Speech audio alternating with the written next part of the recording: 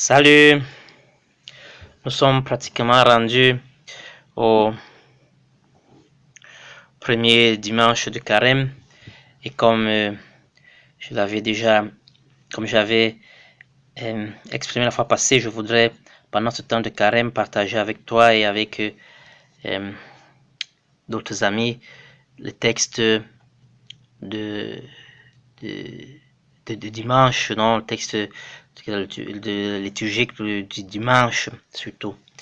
Avant de commencer, je voudrais d'abord m'excuser un peu parce que je ne sais plus vraiment quelle langue je parle et cela suppose que tu dois avoir beaucoup plus de patience et d'attention pour comprendre ce que je cherchais à dire, non? J'espère que la fois passée, tu as pu comprendre ce que je voulais dire.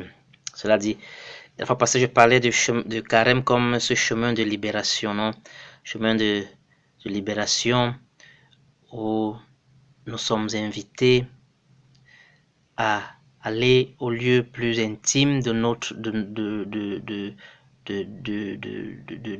notre vie, de nous-mêmes, c'est-à-dire de notre cœur, ce lieu où nous prenons des décisions pour notre vie, sur le type d'hommes et de femmes que nous voulons être, sur quelle vision de la vie nous voulons mener, sur la décision sur aimer ou haïr.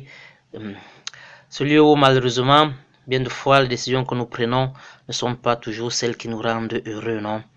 Et je disais que ce temps de carême donc nous permet de rentrer à ce lieu pour comprendre ce qui s'y passe, pour voir où est-ce que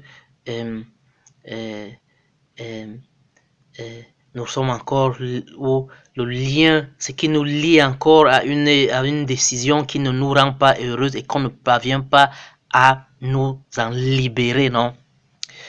Alors, comme je vais penser aussi de proposer comme image de chemin de libération que j'ai un peu en tête quand je parle, afin de mieux me faire comprendre, non? Et cette image, c'est le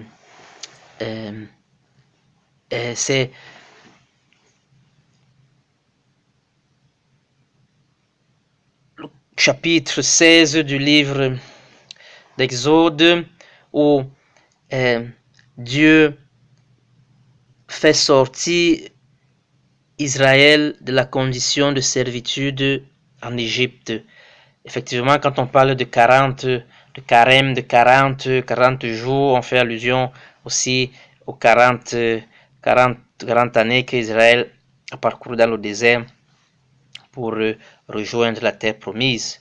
Alors, qu'est-ce qui se passe? Il se passe que pendant ce chemin, pratiquement à mi-chemin, Israël décide de rentrer en Égypte.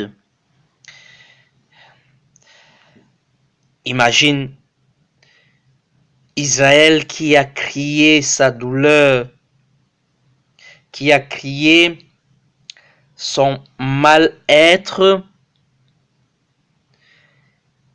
Dieu qui a écouté le cri d'Israël. Précision, Israël n'a pas appelé Dieu au secours. Israël n'a pas adressé une prière à Dieu. Dieu, ce Père qui est capable de voir, d'écouter ce qui se passe au plus intime de nous, a écouté le cri d'Israël et a décidé de libérer Israël de sa condition de servitude. Alors, c'est parce que tu comprends le drame d'une décision de rentrer en Égypte.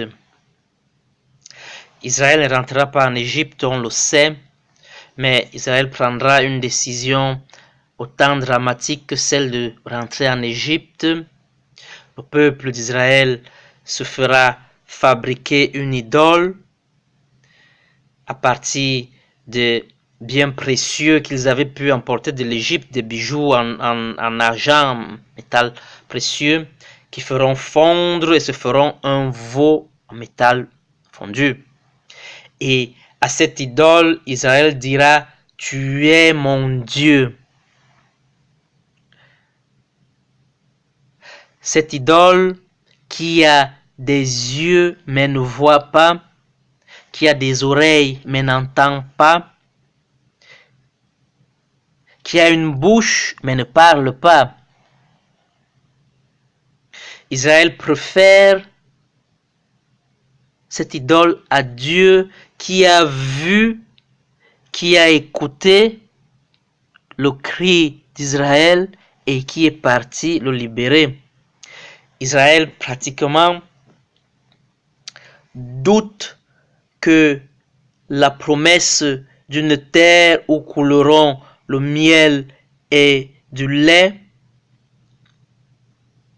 Israël doute de ce projet bon et vrai de Dieu sur sa vie, bon parce qu'un père ne peut que donner de bonnes choses à ses enfants, vrai parce que cela correspondait au désir que Israël avait dans son cœur.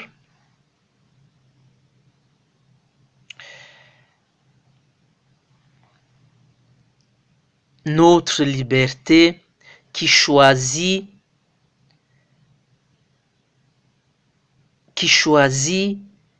une idole à une personne qui écoute et parle.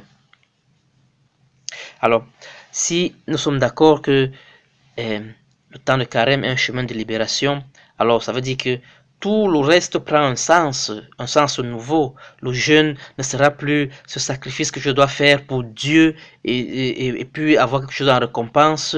La prière ne sera plus simplement passer plus d'heures à réciter des formules, à réciter des formules, à multiplier les paroles, mais sera comme un vivre retourné vers le Père, retourné vers la parole du Père. Et puis le monde ne sera plus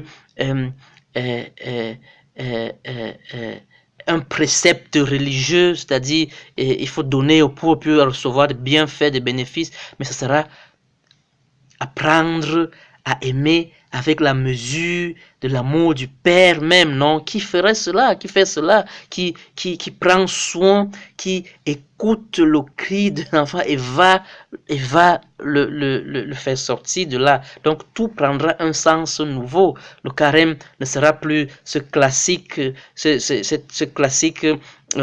répétition des gestes qui après